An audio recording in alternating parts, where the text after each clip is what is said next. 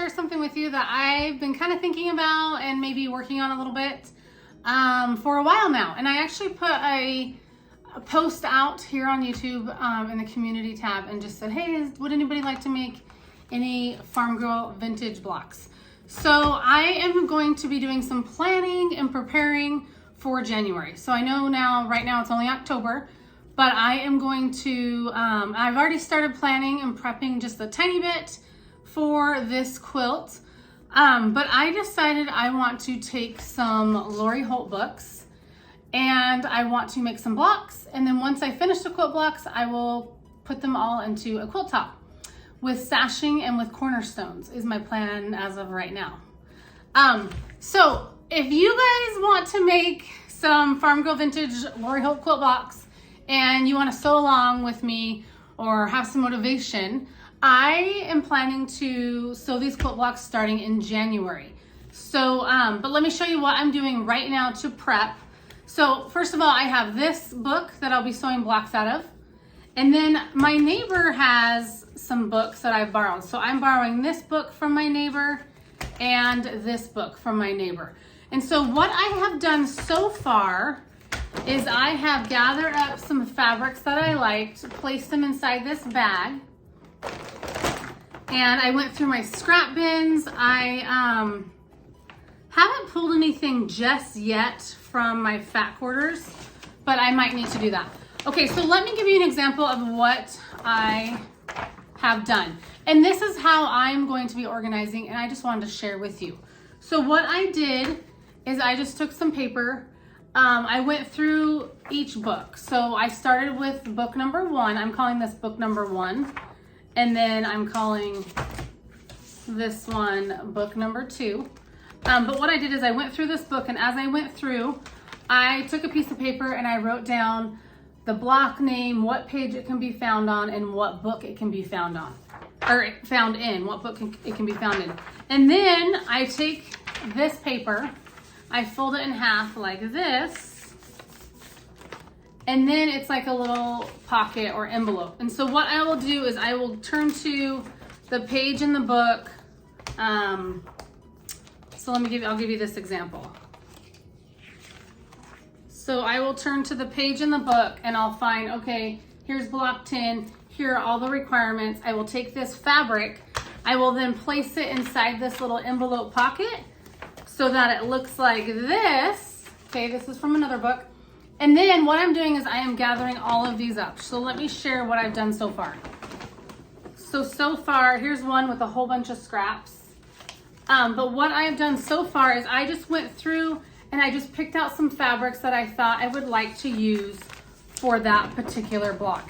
And I just used my scissors and roughly cut off the size. So if it called for a 3x5 piece of fabric, you know, I guess, I don't know if you call that a square or not, rectangle, 3x5 rectangle fabric, I would just cut that kind of roughly a little bit larger and I would place it into this little envelope that I made. And so I'm finding I was originally going to use Ziploc bags and put a block in each little Ziploc bag. But then I decided, you know, maybe it'd be best to just use paper and maybe it'd be a little bit more affordable than using all those Ziploc bags. So what I did is I have just gone through some fabric. I took out my scrap bins. I pulled up the pattern in the book. And then I looked through what the block requirements are. I will be making the 12-inch size, not the 6-inch size, but I will be making the 12-inch blocks. And so, and then I just put the fabric for each block into this little folded piece of paper that I'm calling like a little pocket or a little envelope, but in this folded piece of paper. And so now, since I went through my scrap bins and put the fabric in here, now I can go through and I can iron the fabric if needed, and then I can cut the fabric to the sizes needed.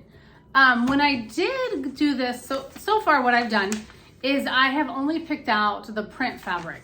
I have not picked out the background fabric.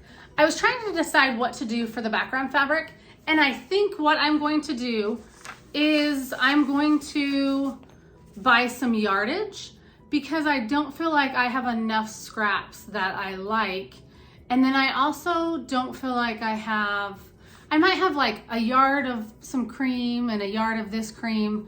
I don't feel like I have a lot of yardage in like a background fabric right now. So I do plan to purchase my background fabric. But once again, most of this is coming from scrap bins. I will go through my fat quarters as well.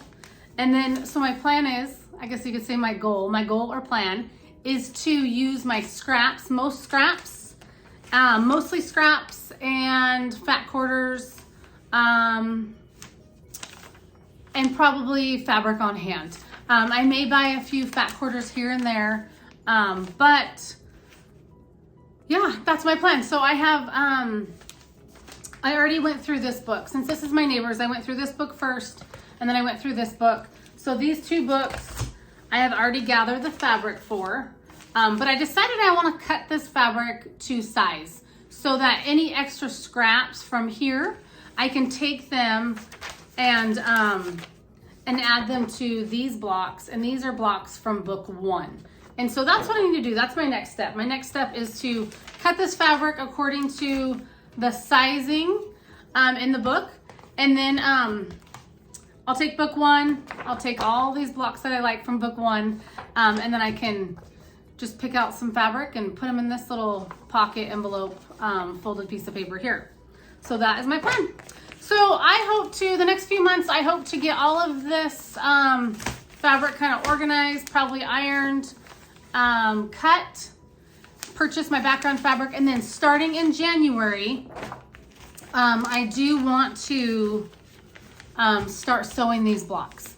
And at that time, I'll be able to also give you a number of how many blocks I am going to be making. And then also I probably should determine a layout as well. But I would really like to do sashing and cornerstones on my quilts. I saw a Lori Holt quilt somewhere where each sashing strip and each cornerstone was a different fabric. And you know, you might have a pink here and like a green and a yellow, and then that same pink might be over here. So it's not that none of the fabrics repeated, but it was just that no two colors were near one another at the intersection. So you might have like a pink, a yellow, blue, and red, and then maybe an orange cornerstone or something. And I kind of like the scrappy look of that. And so that's kind of my plan. And I'm just making this quilt for myself. I just want a Farm Girl Vintage quilt for myself. So in the past, I have made Lori Holt blocks and Lori Holt quilts, but I have given them away. And so now I would like to make a quilt for myself. So thanks for watching this, you guys. And I guess I could show you too. I do have this project bag, and what I do, this one's actually, the zipper's broken, but everything just fits right in there. And then I typically put my books inside my project bag, so like this, but I don't think I'll do that this time just because there are so many books. But I do have these blocks that I still need to cut up, so they will go into my bag. And then I also have some other fabric scraps. I have some Layla Batik here. I don't know if I'll even use this one, but I thought, oh, it's pretty, I might use it.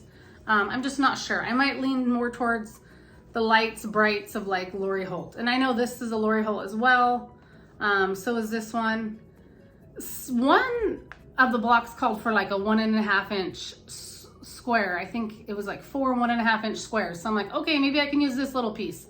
So I seriously pulled from my scrap bin, especially when you look at this and you're like, can I really put this into this quilt? I don't know, but I think I can. So anyway, once again, everything's just in the bag, and I will be buying background fabric. I will be using Farm Girl Vintage book here, Farm Girl Vintage 2, and the Spelling Bee book.